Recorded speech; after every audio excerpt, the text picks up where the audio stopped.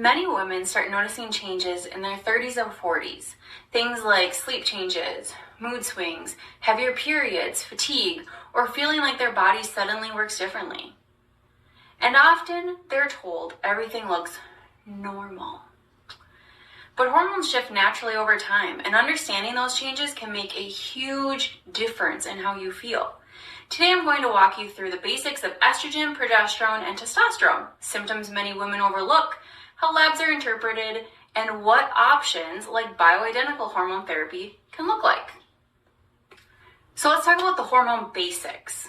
3 of the primary hormones I work with in women are your estrogen, progesterone, and testosterone. So let's talk about estrogen. What is its role? So estrogen plays a huge role in cycle regulation, skin, brain, bone health. What can too high or fluctuating like estrogen levels look like? Too high or fluctuating levels of estrogen may look like heavy periods, breast tenderness, or mood swings.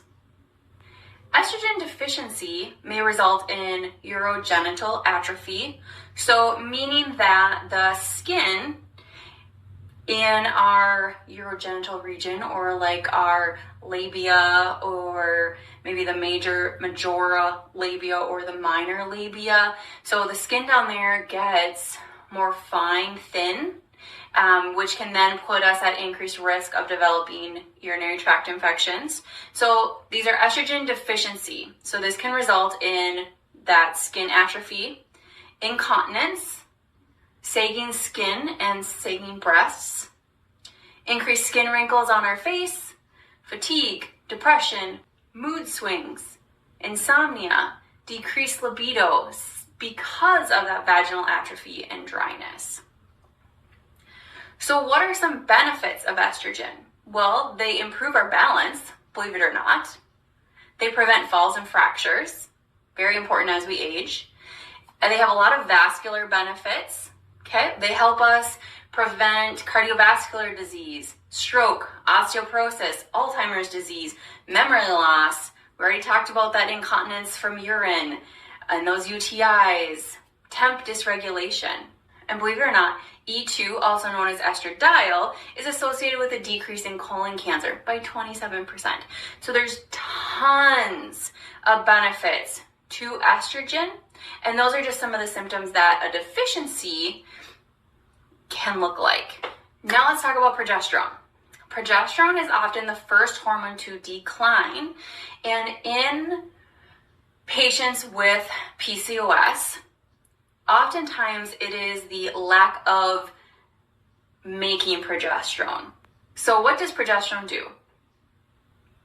It helps support that cycle length to be around a 28-day cycle. It helps calm our nervous system. Progesterone is the relaxant. It is not a muscle relaxer, but it helps to relax our body. That is why a lot of women that are losing progesterone will report that they are more irritable that week or two before their period starts. They're more anxious. They're not sleeping as well. They're having more PMS symptoms. And we could have some of those shorter cycles. So maybe you're only having, or you're getting a period every 20 days. That could be a progesterone deficiency. Now let's talk about testosterone. Testosterone is wildly misunderstood in women. And I don't know why. There are so many reasons to start testosterone when we're in that perimenopause stage of life. If you're trying to have babies, it might not be good for you. Okay, but if we're in that perimenopause, that menopause stage of life, testosterone is wonderful. These are some reasons to start testosterone. So the signs and symptoms that one may benefit from it. You have a diminished quality of life. You don't feel like you're thriving anymore. Your energy and metabolism could utilize a boost. You're fatigued all the time. You're doing the same lifting weights in the gym, but you're just not seeing the benefits like you used to. Maybe some testosterone would be beneficial.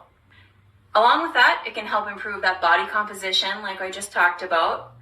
It also, like estrogen, can help with that cerebrovascular disease and that plaque buildup in our arteries.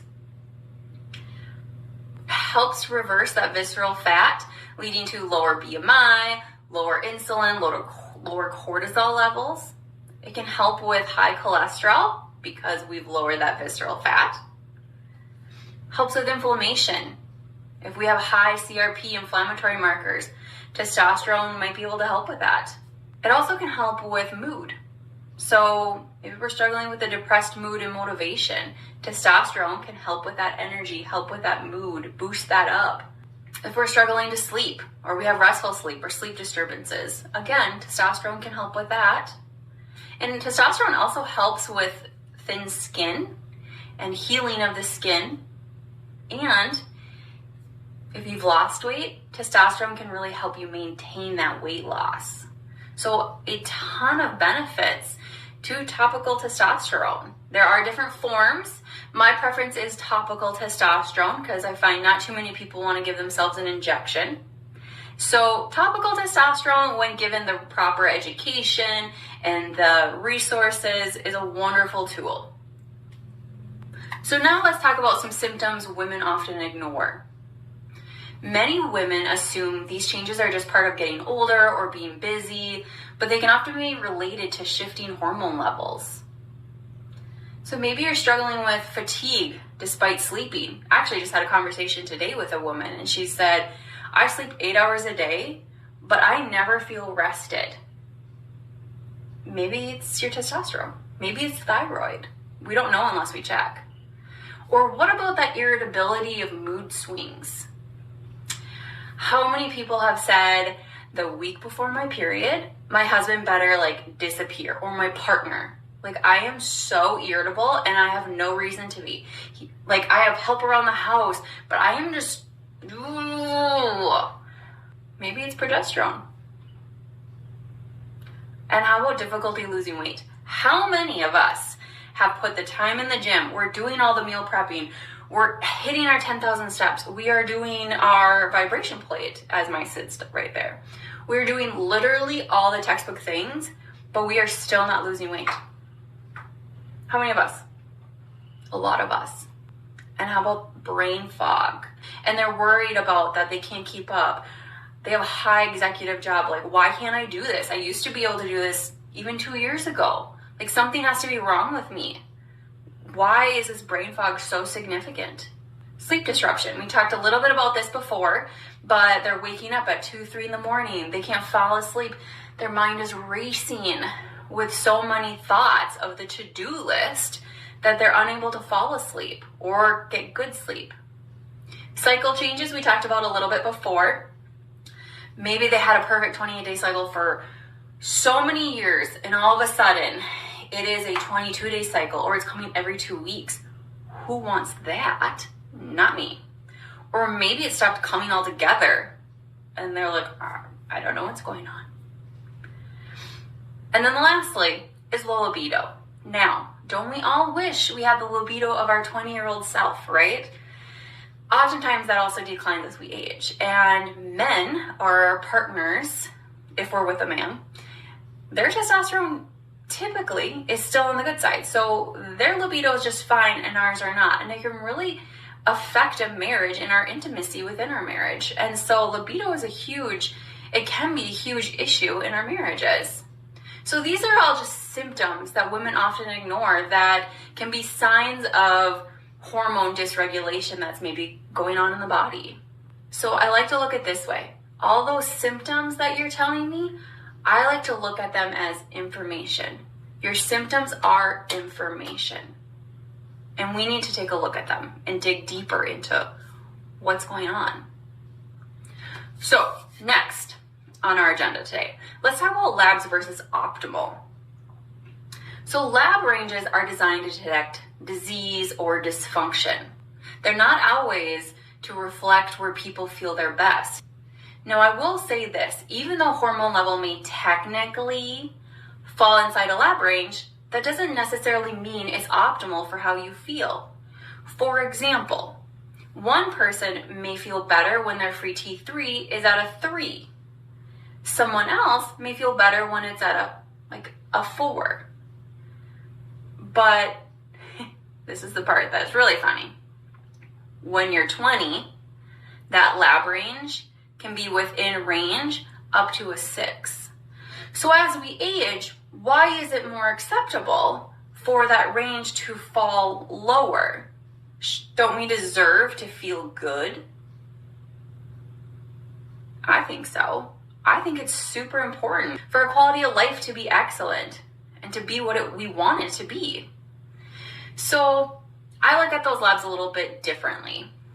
One, I look at your symptoms, and I look at what are our goals.